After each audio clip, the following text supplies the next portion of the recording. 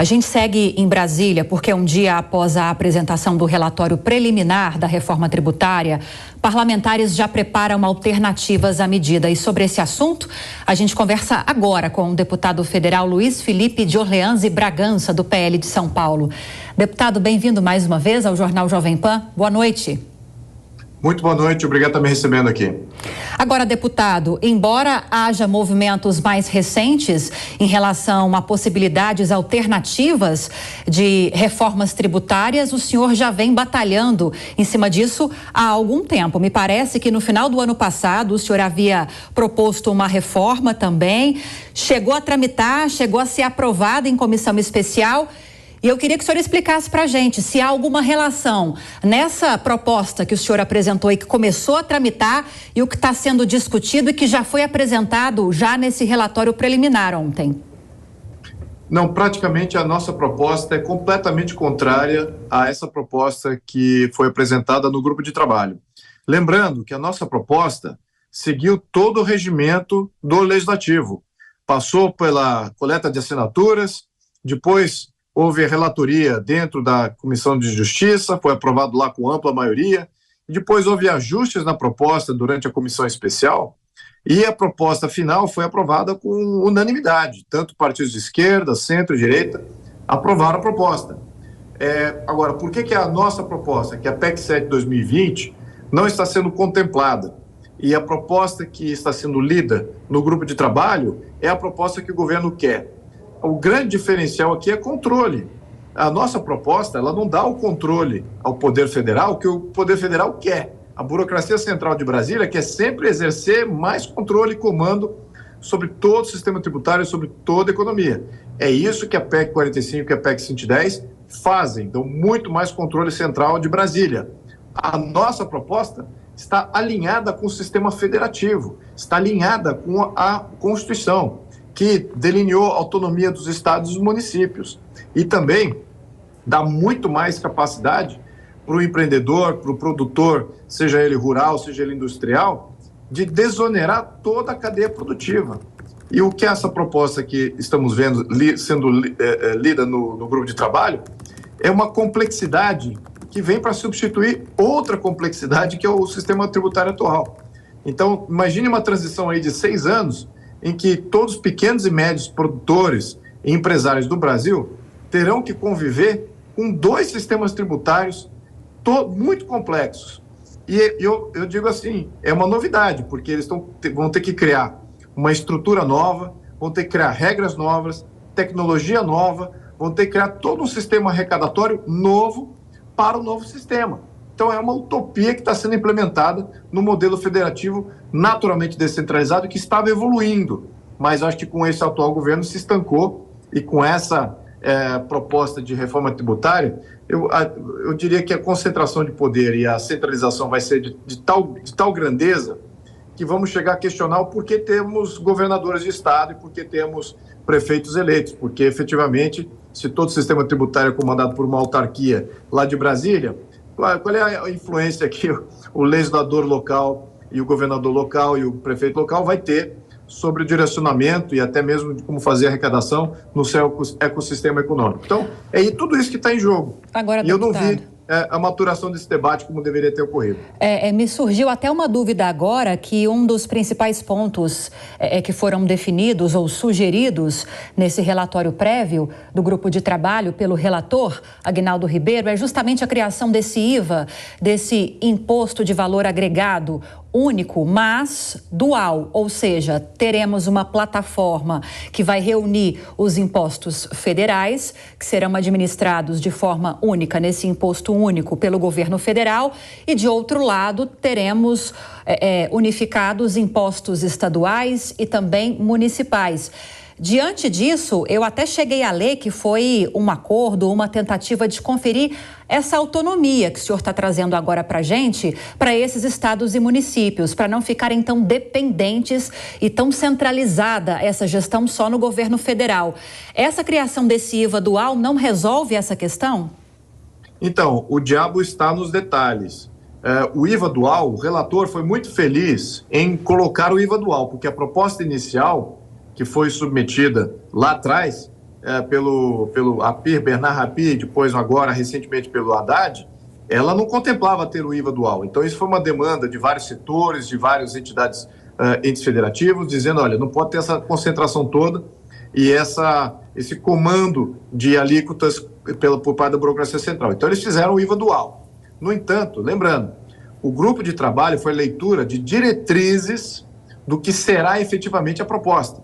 Então a gente não sabe exatamente como é que vai ser a proposta. E o que eu especulo é que o regramento, as regras ainda vão estar sendo definidas pela essa autarquia central, o que me preocupa muito, porque você está transferindo para uma burocracia de Brasília todo o comando do sistema tributário brasileiro. Os governadores e os prefeitos, se quiserem contemplar, abrigar ali algum serviço, algum produto que de fato precise de uma isenção ou precise de um tratamento diferenciado, até para que seu setor sobreviva, dado as condições idiosincráticas desse setor nas diferentes regiões que existem no Brasil, eu vejo eles tendo que ir lá barganhar com uma autarquia, dizer o porquê que, olha, temos que ter aqui uma alíquota diferenciada para tal setor ou tal produção. Isso, os estados são os melhores ambientes para você contemplar essas diferenciações. Existem setores, como o setor de serviço, por exemplo, você tem centenas e talvez milhares de subsetores.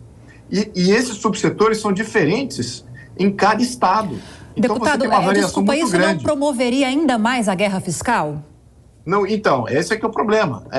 A guerra fiscal, ela existe quando você tem substituição tributária, que isso está completamente mitigado nesse modelo novo.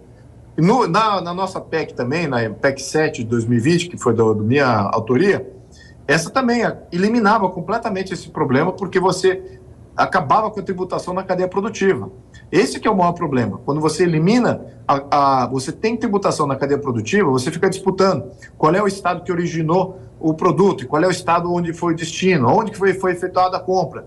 Então tem que se definir, até por decreto, que olha, só se cobre do consumo no estado de destino. Pronto, aí está pacificada essa questão de substituição tributária. Já poderia ter feito isso, até no modelo atual, não precisa esperar uma emenda constitucional. Os estados poderiam fazer isso. Mas, enfim, então, essa questão de competição fiscal, num ambiente em que você não tem que compartilhar os tributos de origem e destino, em que o tributo do consumo é só no estado de destino, quando você pacifica isso, pronto, não tem mais esse problema de guerra fiscal. Aí você estabelece a sua empresa onde, de fato, faz sentido logisticamente. E, claro, uma alavanca muito grande dos estados é de ter essa variação tributária, claro, por um lado é para atrair empresas, sem dúvida, que tem um aspecto competitivo, mas, por outro lado, para viabilizar produtos e serviços no seu estado, porque muitas vezes estão longe dos mercados consumidores ou longe dos mercados fornecedores de matéria-prima e mão de obra qualificada. A logística para você levar insumos também é diferenciada. Então, eles precisam estar com uma questão tributária melhor. É isso que eu acho que nós estamos tirando dos estados e municípios. E a proposta, com o dual, ela diz o seguinte, os estados e municípios vão poder determinar suas alíquotas. Ok, mas o que eu acho que precisa ocorrer também, os estados também têm que definir as suas isenções. O que pode ser isento? Eu vejo muito pouca isenção na leitura ali do relatório. Vários países que têm o IVA, tem uma cadeia muito grande que é isenta. Tudo aquilo que multiplica a inflação, combustíveis, eletricidade, comida, alimentos, saúde, educação, cultura, tudo isso não tem isenção tributária completa, porque isso faz parte, até alguns países têm a telecomunicações, é totalmente isento. Por quê? Porque é um efeito multiplicador. Se você começa a tributar esses serviços e produtos de base, você acaba multiplicando o seu custo de vida e elevando o país a uma incompetitividade.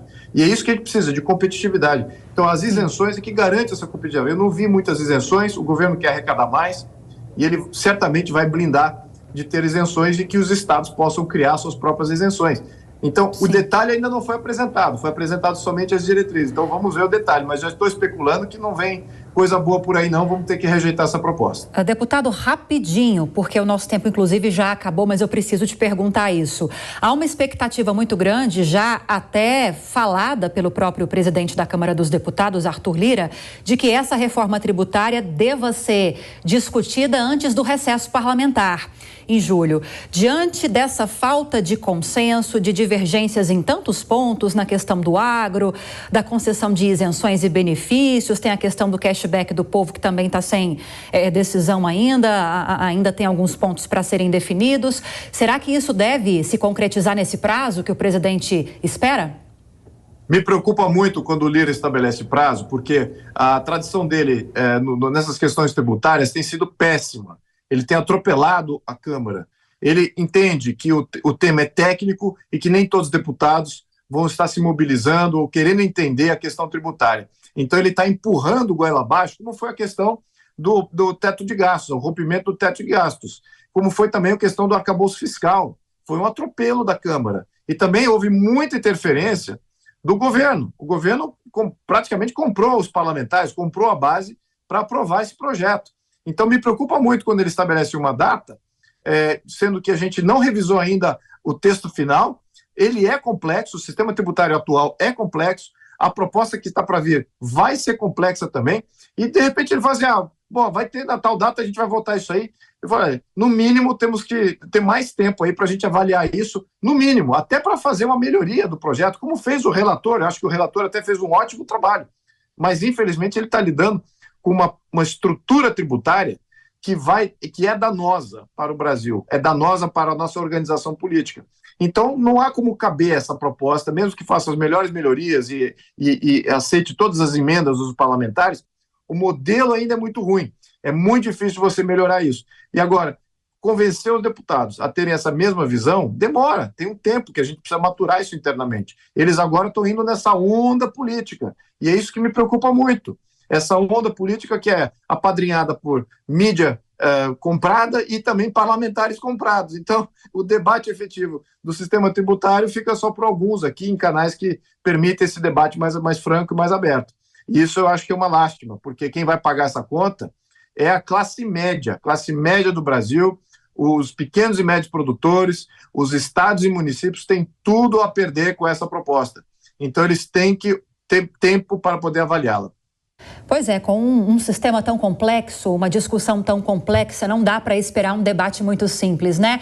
Muito obrigada. Falamos com o deputado federal Luiz Felipe de Orleans e Bragança, do PL de São Paulo, a respeito dessas articulações relacionadas à reforma tributária. Obrigada, deputado. Boa noite, bem-vindo sempre. Boa noite, obrigado.